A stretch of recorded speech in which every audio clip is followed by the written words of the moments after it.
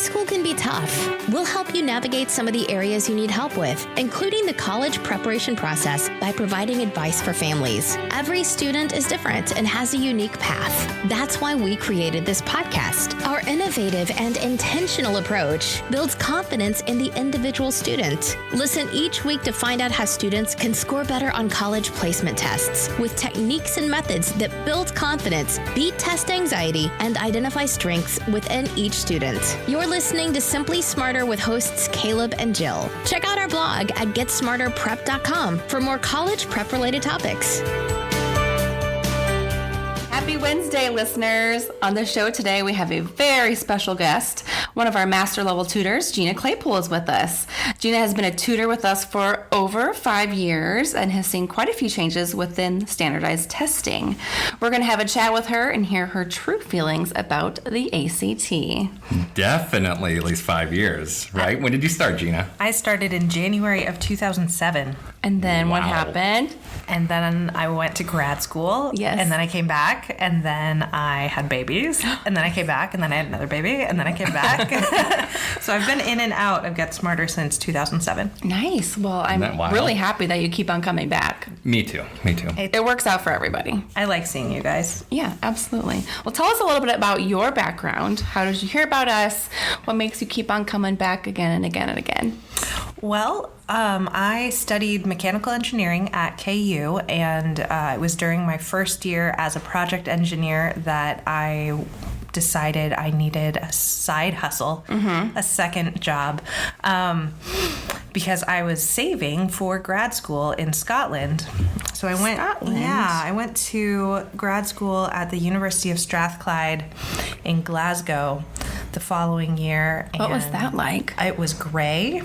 It was. I thought you were going to say great. It was. You just stopped at gray. No. Maybe that too. It was gray. Scotland's not my jam. I rely a little too much on the sunshine. Yeah, But, I hear you. I mean, it's a cool place to visit, but I wouldn't want to live there long term. Mm-hmm. No. And how long were you there for? I was only there for a year. That's a long time for it to be gray. Yeah, it is gray, but it's like spring and fall weather all year round without the fall colors or the spring flowers. Welcome back to Kansas. Welcome back, yes. And you had a job there. What did you do there? I did. I always love this. Good memory. Yeah, I worked at a kilt rental shop. A kilt rental shop? Yes, it's like a tuxedo rental. Was it busy? Yeah. I mean, we would have wedding parties or any formal occasion. People would need to rent a kilt outfit, just like you would rent a tux here in the States. And it's so just for men, right? Kilts are just for men? Yes, just for men. So how long is a kilt? I think I have a general sense, but I don't know. It goes to just above the kneecap. Yes. True. Yes. Like, what do you about, mean like, how long much, it is? Like, how much fabric? Yeah. Oh, okay. Isn't that, crazy long? Yeah, because of all the pleats, it's probably like 7 yards of fabric. Oh, wow. Isn't that crazy? Yeah. So they made it there? super long, and then it's just folded a lot. All the plates. Fun times. Yeah. Interesting. And so don't they wear like special socks and special shirts maybe? And a sporran? Yes, a sporran. The sporran's the fuzzy thing, the fuzzy little... What is that man for? purse. It's a man purse? Yeah, pretty much. It's where you keep your wallet and your phone. If you could see my face, I'm just trying to think about what exactly you'd put in the man purse. Chapstick wallet. It's a fancy fanny pack, basically. Okay. Yeah. And yeah, you do. You have special socks. You have like knee socks, and they have a little piece of fabric on the side that's the same tartan as your kilt. Cute. And special shoes. Those are called flashings, and they even would give you a little fake dagger to put in your sock. Like, it wasn't real. It was just there for looks. Yeah. And special shoes called ghillie brogues, and they don't have any tongue. And it was always fun to be able to tell the Scotsmen all the parts of the kilt outfit that they had no idea about. Really? With my American accent. And like one of my coworkers was Canadian and another one was from Slovenia, and it was like, here's your cultural heritage. Right. Taught to you by an American. Exactly. Fun. How long did you work there then, for the full year? Not quite. I worked there probably for about 6 months. Okay. Yeah. And then The fun things we get to talk about. and today. I knew Who everything knew? there was to know about. and it gave me all the knowledge I needed About the to kilts. mold minds. Oh, I love that. So then after Scotland, what happened? Where did you go?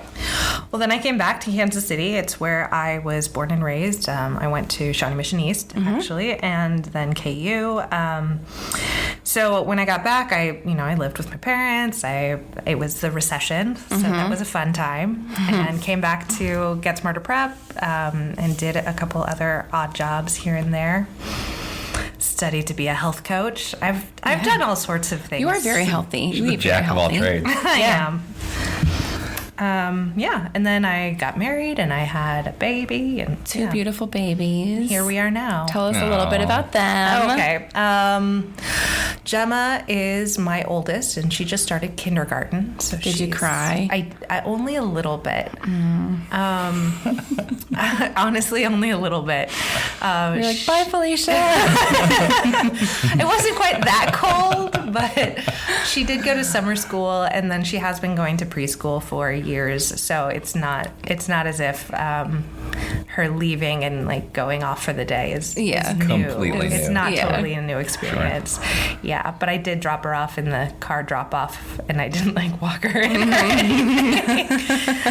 Yeah, so It's okay. It's okay. It's good. yeah, she's independent. She's good. Yeah. Yeah. Yeah, and then I have an almost 3-year-old boy who is a handful. He's very energetic. He's so cute. He is. And his name's Peter. Peter. I love it. Yeah, I had to drop off my 4-year-old on Thursday for his first day of pre-K, 4-year-old pre-K. And I thought I was going to do great. And then all of a sudden I'm driving away and I'm like, what's happening? Why is this so sad? Why are you so old already? I know. I'm like, I'm going to be a mess when he goes to kindergarten next year, but we'll figure it out when the time comes. Yep. We'll do that. Well, we're so glad that you are back, Gina, and that you are still a tutor with us. You're a master level tutor, so we love that. What is one of your favorite subjects on the ACT between English, math, reading, and science? You would think I was going to say math, but right. I'm not. I actually like English the best because I find English is the most straightforward as far as raising your score. You learn the rules and then you do well.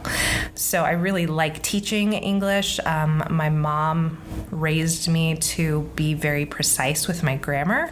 So it comes naturally. So it's kind of I also like the challenge of being able to explain why the right answer is the right answer and to really nail those rules down. I like that. Yeah. And Gina's actually on some of our videos that we did a few years ago. Yeah. So, Check those out on YouTube. yeah. Through the website. I think She's I a teach you YouTuber. how to make how to find the area of a square given the length of the diagonal. I'll have to watch There that it one. is. Learn a thing or two, right? I will. I I love will.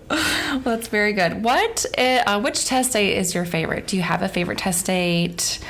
Because there's a number of them throughout the year. This is an interesting one, especially with the new July test and things like that. Yeah. I don't know that I have a definite favorite. I have some not favorites. I don't like Do tell. I don't like the December test because everybody is stressed out. Nobody wants to be here. Everybody has finals and end of the year stuff going on, and nobody wants to be studying for their ACT. I think I like the April test because most students aren't in that end of year I just want to get it over with phase yet. They're still motivated and they're in study mode because of school. So I do like the April test, but only because of my students' attitudes. Yeah, I agree. Well, in December, this year is going to fall on December 14th, which is before finals, but only a week before, not 2 weeks before like usual. Right. And then there's also AP tests and things Right. like that. Yeah, it gets to be a little hectic, a little tough, but as long as you can hang in there, it's great. Now, since you've been with us for a number of years, what is one of the biggest differences you've seen between the ACT and the SAT? I know that SAT has definitely brought a few different changes in the past few years, but what are your thoughts? The SAT has changed so much. it can't even go into all of the changes. It's gone from a 1600 to a 2400 and back to a 1600, and it's just a completely different test than it used to be. I think the biggest changes have been the de-emphasis on vocabulary. That across the board. And that kind of started back in 2005 when they eliminated the analogies, right? Right. They eliminated the analogies a while back, but they replaced them with fill-in-the-blank questions. Right. So we were still teaching vocabulary just because there was a whole section Right, on it. absolutely. And now all of the vocabulary is built into either the grammar or the reading And it's more questions. of a context kind of question. It's in context or more of an idiom type thing True. than pure, do you know the definition of this word type of, or the relationship of this word to another Right. word. Yeah. The analogies that I knew back in high school. Right. Yeah, the GRE is about the only one with anything like that still remaining, isn't it? Yeah, I'm so glad I don't have to take that test anymore. It's kind of fun though. We got a GRE book last year, and I was looking through it, and it's kind of difficult. I mean, Oh, yeah. you really have to be in a right mind frame to kind of dig in and see Yeah. exactly what they're looking for. Yeah, no, the GRE vocab is no joke. It's tough. Yeah. I mean, assuming it hasn't changed much It hasn't. since I It took hasn't it at all. No. back in 2006. Yeah. Pretty much the same. Yeah, that was not my favorite test. How many students are you currently working with, Gina? Oh, that's a good question. I think I have 4 right now, and that's pretty typical for anywhere from 4 to 6. Yeah. And what are your goals specifically for your students overall? And I mean, obviously, every student has a different goal. Right. And I mean, first and foremost, I always want my students to hit their goals, their personal goals, but to feel confident going into test day is a huge thing. absolutely. So feeling like they have learned everything they could possibly have learned and have practiced it to the point where it's almost habitual, where they don't have to put as much fresh thought into each question. They don't have to read the directions. They don't have to wonder what's coming next. They just know, oh, this is a verb type question. I'm going to look for the subject. I'm going to see what tense it is. I know because that's been drilled into my head. I basically want to be the voice in their head while they're taking the test. Yeah.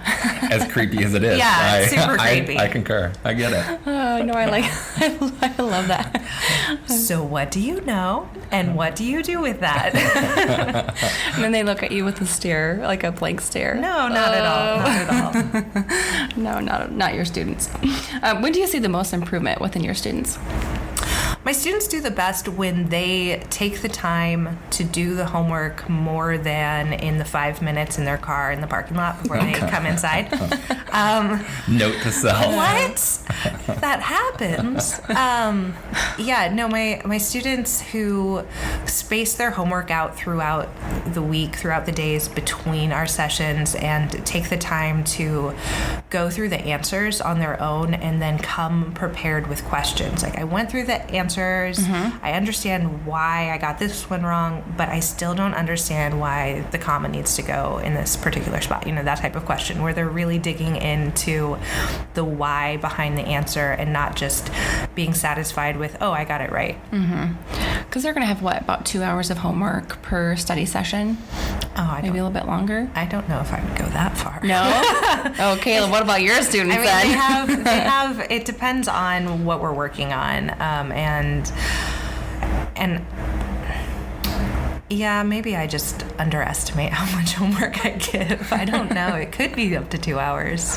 Yeah, so just do a little bit every day. Yeah. Make it manageable. 20 to 30 minutes a day. Yeah, that's very doable. Yeah. Because they're going to have their high school tests and quizzes and homework as well. So, yeah, just keeping it manageable. Yep. So true. Very good. Give me a good example of one of your favorite students or a student that's done really well in one of your classes. I had a student who he was there for him. He wasn't there because his parents wanted him to be there, and he was very, very clear on why he wanted the score he wanted, and he was not going to give up until he got that score. So he would just push himself to get the right answer all the time. Make sure he really understood it. He came to office hours regularly. That's huge. Yeah. It's So key. huge. It's so huge. I mean, even if you're just coming to office hours to review the homework so that you have more time in class to learn new things or ask more specific questions, office hours is invaluable. So he was coming to office hours. He was doing all his work. He would just come in with this huge energy and immediately start asking questions like, okay, so I did this and I know this is right, but I still don't get this. Can we go over this? And he was doing my job for me, planning out what we were going to talk about next. But for the most part, it was just that dedication and drive to understand things and, practice what we had learned. And did he meet his goal? He did. Good. Have you followed him? Do you know what he's doing now? Did he get into the college that he wants? Yeah, he did. He did get into the college he wanted. I have followed up just once or twice with him, mostly to ask for recommendations for. He was into gymnastics in high cool. school, and I was looking for a gymnastics cool. class for my toddler. Yeah. That's awesome. So I asked him about that, but Yeah, I love that. beyond that, I'm not entirely sure. I don't Facebook stalk my students. So, parents, just so Note you to know. I don't do that. That's good. That's good. And then also, on a side note, one of our other tutors, Cole, was actually one of your students. I love that. He was, and I think I had one of his brothers too. I think so too. Yeah. And his mom has been my Facebook friend for a long time. So cool. Even That's before funny. Cole started working, I actually reached out to her because I didn't have his contact information.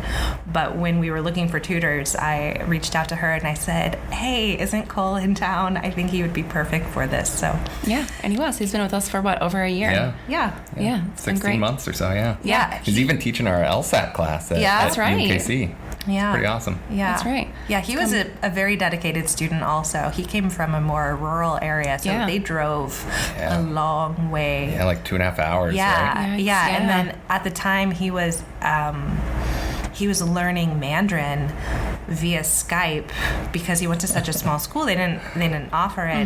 They didn't offer all of the things he wanted to do. So he was just taking it upon himself to learn stuff on his own That's awesome. time. Good for yeah. him. Yeah. That sounds like him. Yeah, it does. It does. It's come full circle then. Oh, well, good. Well, Gina, thanks so much for joining us. Do you have anything else to say to any of our listeners or any potential students that may come through? Oh, goodness. Final words. The ACT and the SAT, they happen at one point in your life. They're worth studying for to get into the program that you want.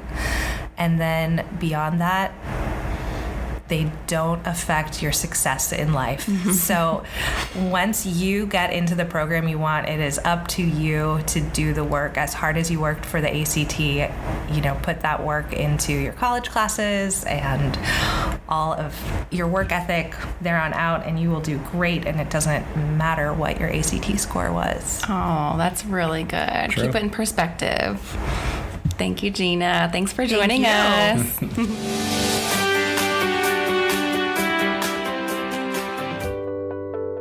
Thanks so much for listening to our Simply Smarter podcast. Join us next week as we discuss the controversial adversity score that the SAT has rolled out and how it may affect your family.